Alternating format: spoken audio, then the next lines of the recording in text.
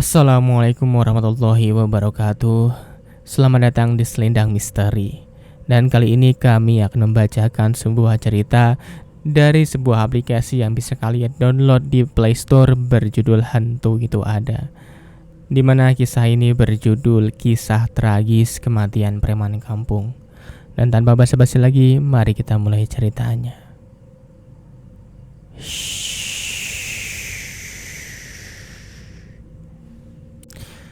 Halo, kenalin, namaku Reza.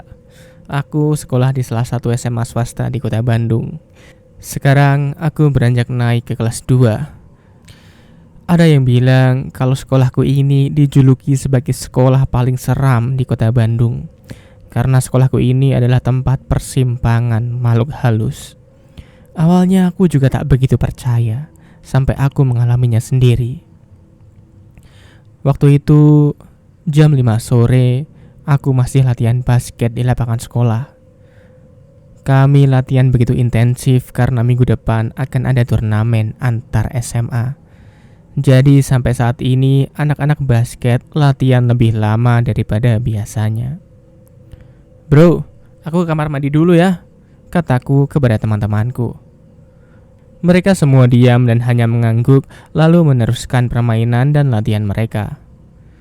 Aku berjalan begitu tenang melewati lorong kelas yang tampak gelap dan sepi. Aku hanya berjalan santai karena aku tak percaya dengan hal-hal mistis waktu itu. Setibanya di kamar mandi, aku gantungkan tasku dan mulai mandi. Beberapa saat ketika aku mandi, tiba-tiba lampu kamar mandinya mati. Aku berhenti menyiram tubuhku dan mulai mendekatkan telingaku ke pintu.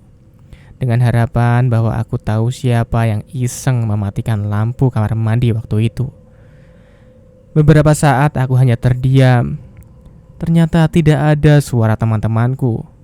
Aku sendirian di kamar mandi itu.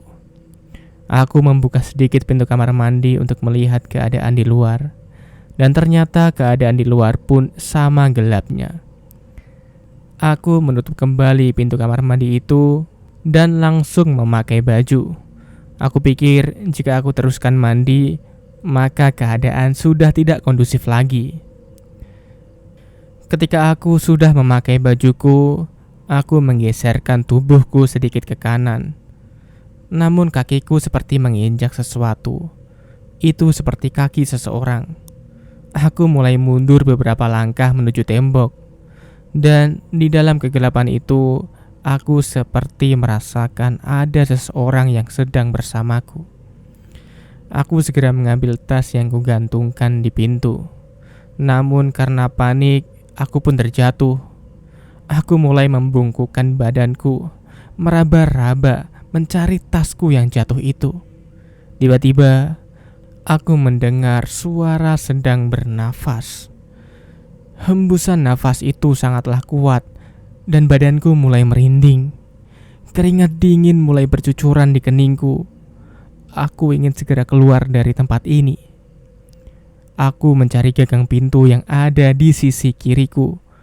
Namun pintu kamar mandinya sepertinya macet. Susah dibuka. Dan dari arah belakangku, angin dingin terus berhembus seperti meniupi pundakku dan belakang leherku.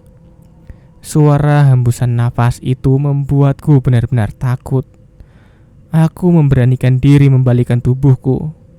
Namun, tak ada apa-apa dan tak ada siapa-siapa di sana. Jantungku kini semakin berdegup dengan sangat kencang. Aku ingin berteriak memanggil teman-temanku. Tapi tak bisa. Tubuhku benar-benar menjadi kaku sekaku pohon. Badanku sama sekali tak bisa digerakkan. Yah, hal itu adalah hal yang benar-benar kuingat di kepalaku sampai saat ini. Tiba-tiba ada sesuatu yang bergerak di atas kepalaku. Sekarang aku merasakan sesuatu yang menyentuh rambutku. Sedikit demi sedikit dan kali ini teksturnya mulai terasa. Itu adalah rambut. Sebuah rambut yang sangat panjang yang menutupi wajahku. Aneh sekali, ini tidak mungkin terjadi.